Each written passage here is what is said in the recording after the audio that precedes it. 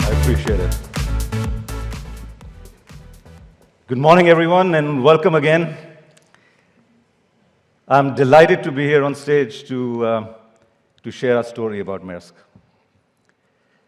And that too in Copenhagen, where we have our headquarters, a place where vision, ambition, innovation really changed global supply chain as we know it today.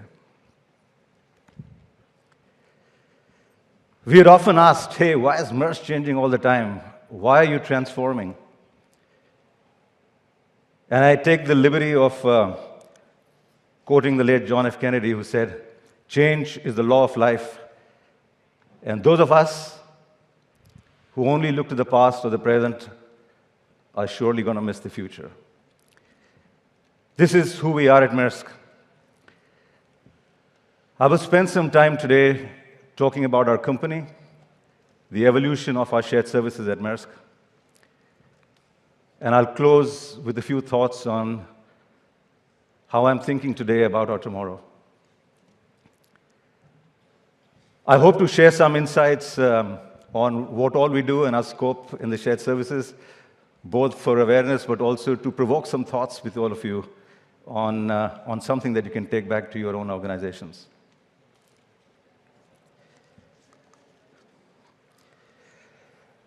Trade is all around us. Where do you think the clothes that you're wearing come from?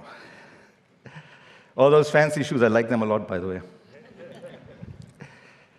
All this terrific sound system and the equipment here, they all come from someplace else. At Maersk, we help our customers move approximately 20% of the world's products, clothes, equipment, materials, medicines every day. It's a big responsibility, and we take that very seriously.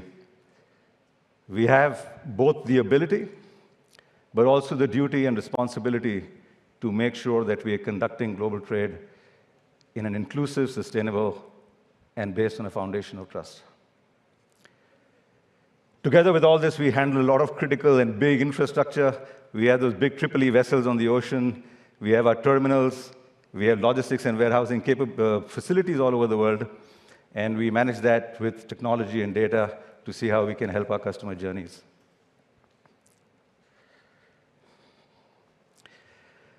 But we do all this with a purpose.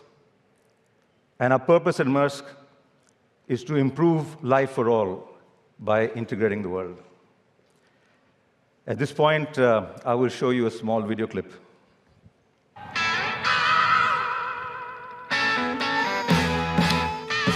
At the end of the day, it's all about what gets you up in the morning.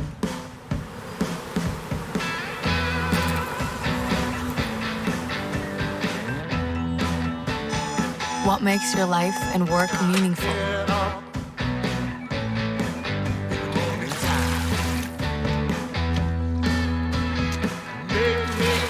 What we do impacts everybody. Every day, everywhere.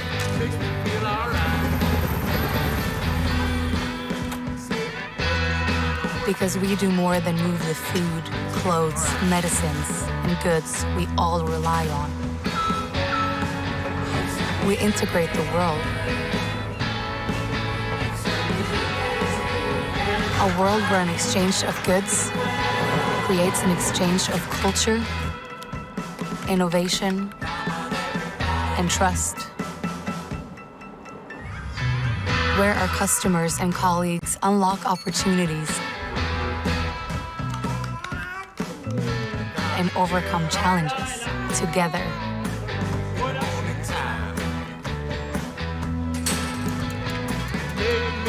We are connected by purpose and guided by long-held values.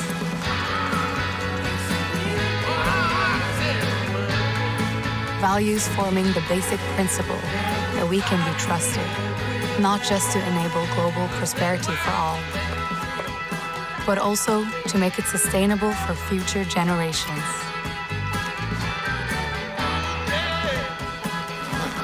That's what gets us up in the morning. Improving life for all by integrating the world.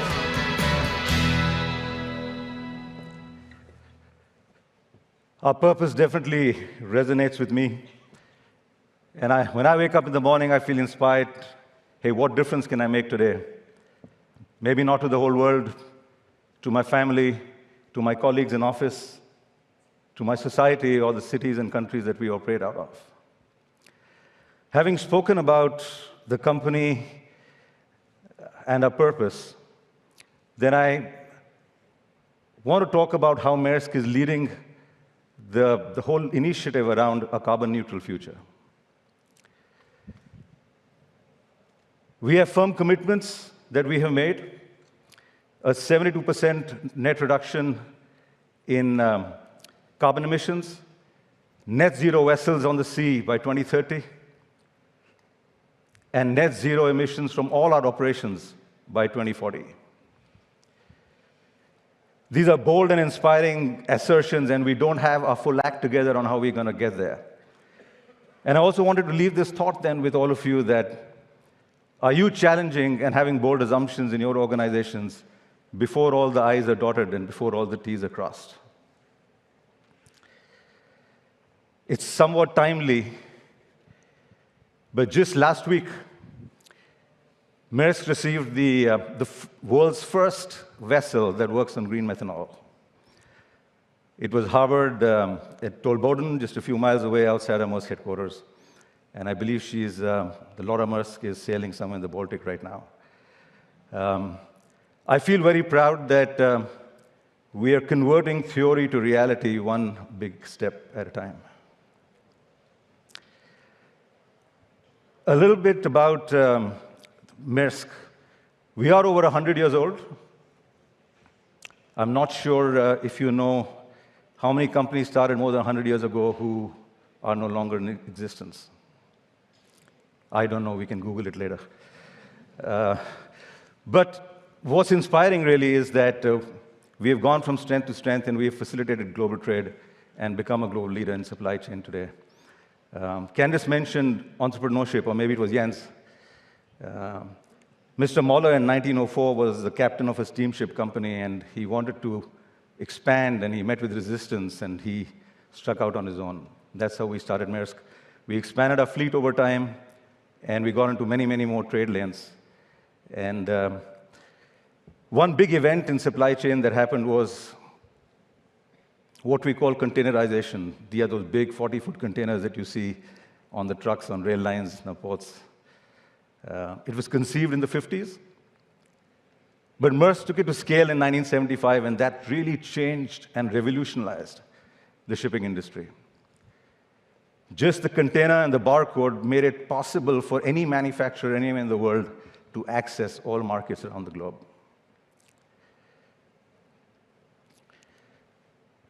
So that was a brief history on Maersk and our purpose and our ambition to lead the decarbonization effort across the world.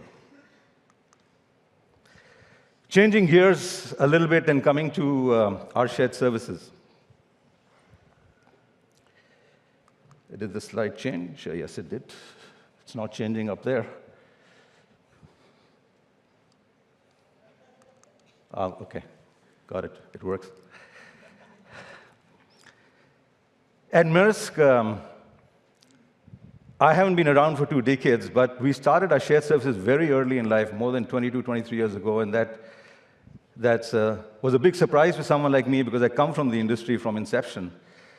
And a corporate taking that bold action so early in life when the industry was just about developing is super cool. We evolved over time. We started, like most of us, for cost arbitrage. But we realized very soon that there is a lot more than just saving cost. We moved to knowledge-based services, closing the books for our group entities, doing statutory filing in over 80 countries, doing voice and non-voice collections and the associated analytics. And all this was also very enriching to our talent. And in whatever time I have, you'll hear me talk about talent multiple times. And we were able to build and create and export this talent to different parts of Maersk from the shared services. We gradually moved to becoming business partners. Today, our shared service supports the entire Maersk global supply chain across our business process management systems. Whether it's sales or marketing, lead to agreement, order to cash, finance, closing the books, customer experience, or even human resources, our GSC engine is at play. I forgot to mention that we call our shared services the global service centers, and so you'll hear me use the abbreviation GSC sometimes. We always look at opportunities to see how we can get more value from the shared services for the company. We have some criteria that you heard Candice speak about, whether it's a location strategy, or it's time zone or language dependent, or it's just about the availability of global talent at scale. And based on that criteria, then we keep sending more and more and centralizing more and more work at our shared services. So what is our value proposition? Again, I think, Candice unfortunately covered most of my script. But if you ask the question, hey, why a shared service? I mean, why do we need to build a shared service? And I'm hoping there's at least a few of you in the audience who are starting out. I think we can roll out a dozen reasons, right? We can dole out 15, 20 reasons of why a shared service should exist.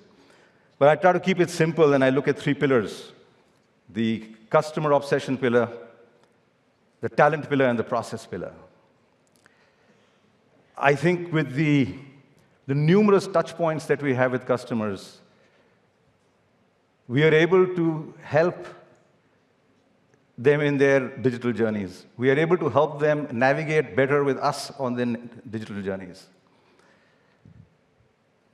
On talent, at the shared service, they have access to almost everything.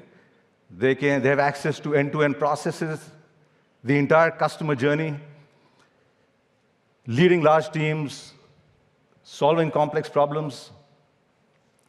There's amazing amount of opportunity for our talent to strengthen their own employee value proposition as they spend time in our shared services.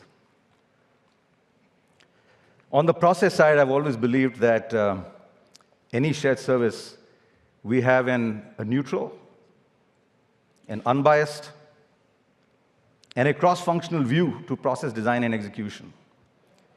We don't have any axe to grind. We don't prefer Europe to APA to Latin America. And it's therefore our responsibility to ensure that standardization. So to me, there are many reasons, but these are some of the three pillars that I talk about for Maersk GSC. But to be able to add that value to a corporation, then we must have the optimal and the right footprint. And here again, Candice spoke about location strategy, and we are still work in progress at Maersk. We have not arrived. We're in 6 countries and 9 different centers. We have approximately 17,500 people in our shared service, which is well over 15% of our global headcount. And what I'm trying to create right now as we speak is what some people in the industry call one office.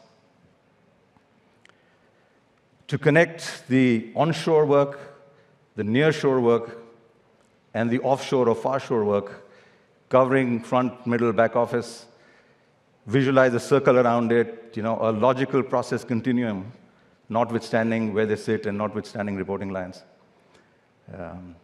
With this in mind, just a couple of months back, we opened a new shared service in Mexico City with a spoke in Brazil. And the logic of doing exactly that was it'll service North America and Latin America on language, on time zone, on things that we could not do from our other centers around China, Philippines, and India.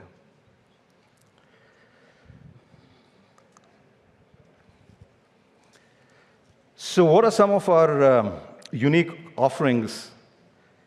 And like I said in the beginning, I hope I can provoke some questions in your own mind. as you go back to your organizations. There have always been some areas which have been a traditional no-no.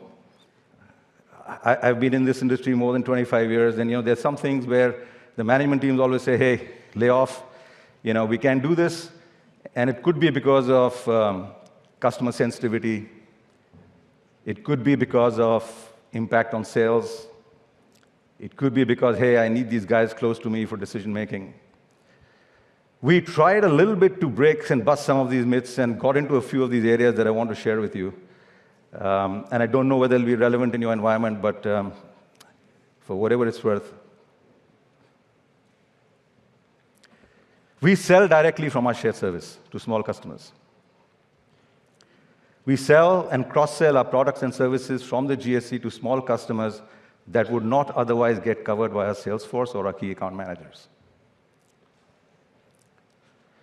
The company experimented this with us 2 years ago, and it was a phenomenal success. And so amazing that not only as a shared service we were able to add new revenue to the top line, but we're also able to have many hundreds of small customers who would have otherwise struggled to navigate with a large company like us. So it was phenomenal. We support the entire tender contract management process from the GSC for our entire revenue base. So all the RFIs, the RFQs, responding to questions, we do that in collaboration with sales, and it has indeed also shown huge improvement in quality and consistency and in turnaround times. We handle the entire customer dispute process only from the shared service. We are authorized and empowered to speak directly to our customers of whatever size, understand their dispute. We are authorized to take a position as Maersk, and we are empowered to take financial decisions if required, like waivers, all from the shared service. Then on finance and accounting, I'll just be very brief because most of you do a lot of it, and we do everything in finance and accounting, from closing the books of accounts for our group entities, consolidating acquisitions, doing statutory filings in over 80 countries, helping them prepare their audit reports, and even the board meetings locally, and all done virtually. We have a center of excellence for tax. We support our treasury operations. And of course, I shouldn't forget our colleagues in analytics and business intelligence. We have a score of data scientists at the shared service. They work very closely with our headquarters. They work very closely with our regions to provide them with the real-time analytics and information that they need. We do competitor analysis the day the results are out and provide real-time information to senior management so that they can take the right decisions and choices. I hope some of these thoughts you can take back. And on the process side, of course, most of you would have subject matter experts, domain experts, people who have become true experts that you can export to the rest of your organization. At Maersk, some of the most senior global process leaders, people who own the entire horizontal process end-to-end, have come from the GSC.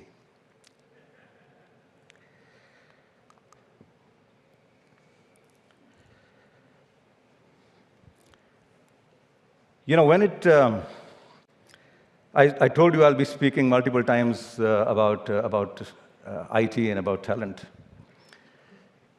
We have more than 3,500 people in data analytics and technology at the shared service. Our tech organization is leading the transformation in the industry. They're working with innovators. Their mantra is to have in-house technology excellence. Out of 6,000 people, about 3,500 in the shared service.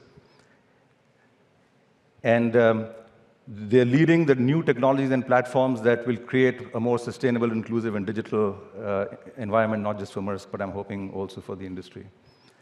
We have digital marketing teams in the shared service who design the customer buying value proposition so it becomes easy for the customer to know what to access, what content to access, what is the right solution they're looking for based on their current needs.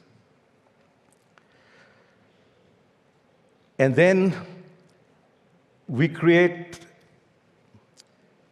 an environment where a lot of these we take to our physical assets. So it's not just about digital journeys, it's also about our physical assets. We use IoT technology on our vessels and our equipment so that we can track the cargo. We are piloting with something called auto gates in our terminals for truck in, truck out to reduce turnaround time, improve safety, reduce emissions. And the one that gets me really excited, almost like a kid, is something we call digital twins. These digital twins are taking complex physical assets and making a computerized model out of them. So visualize a terminal. And for those of you who have not seen one, it's acres of land with hundreds of cranes and hundreds of trucks and rail lines and obviously thousands of containers near the sea waiting to put the containers on the ship. This complex asset is then emulated into a computerized digital model, something like a video game, only more high-tech. And then that creates a playground for us to experiment, to do simulations, which give us the insights then on how to improve the real asset itself. So some really exciting stuff. We want to be a tech-driven company because we believe that that will be a true enabler for us to meet our vision of being a global integrator.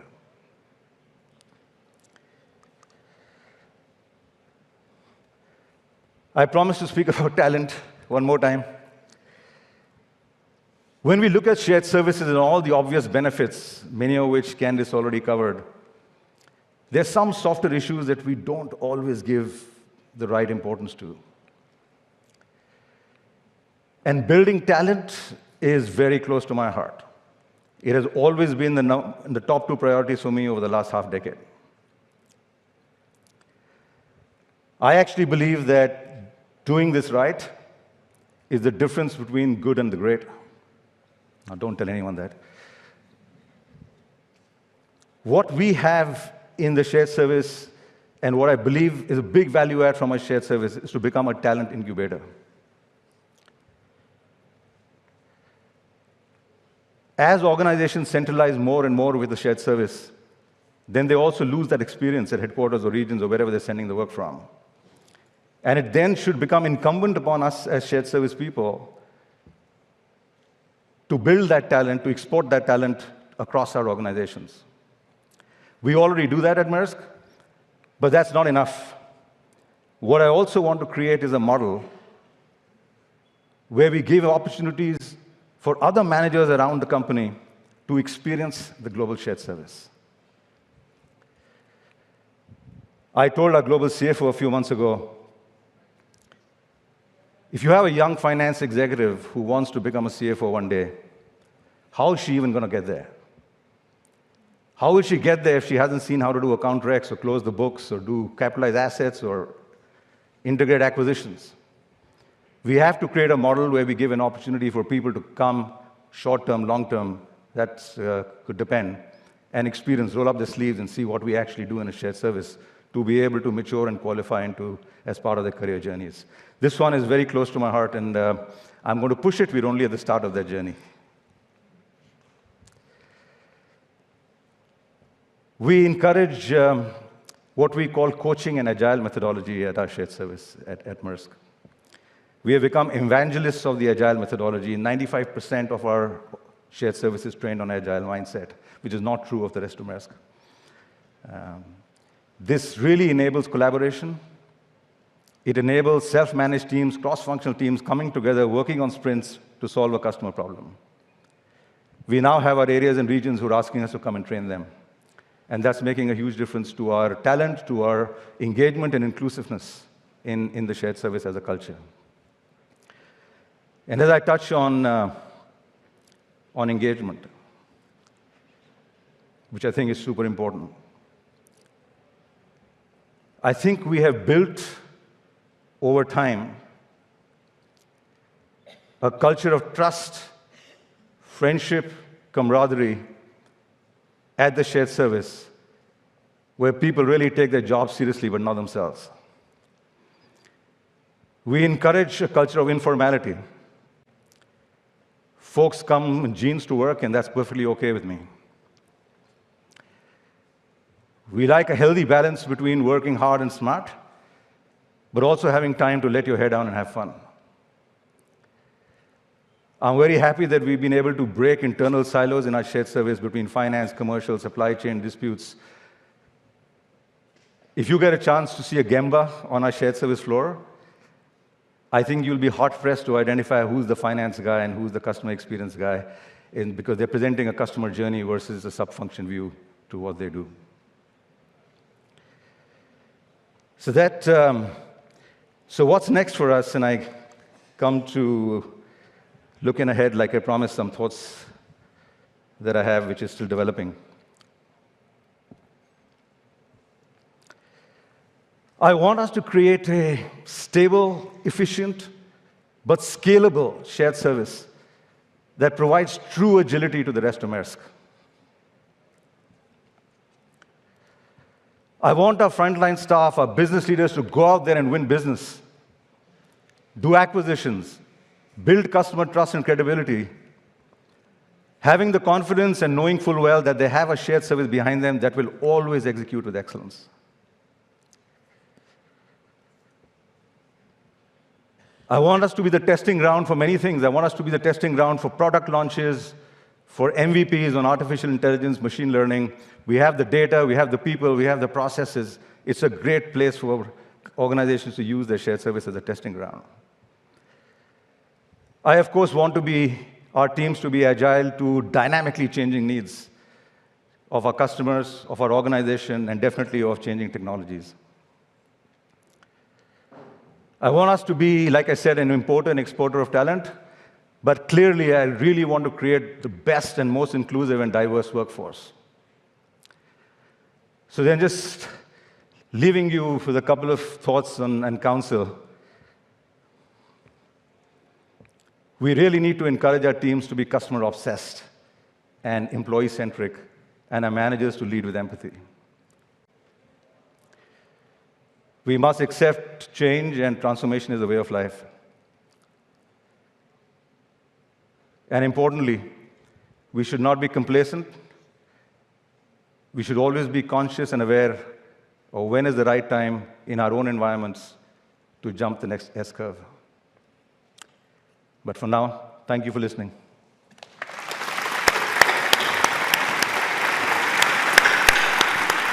Thank you so much, Mohit. Just an incredible journey, and you really have taken the centre office to the next level.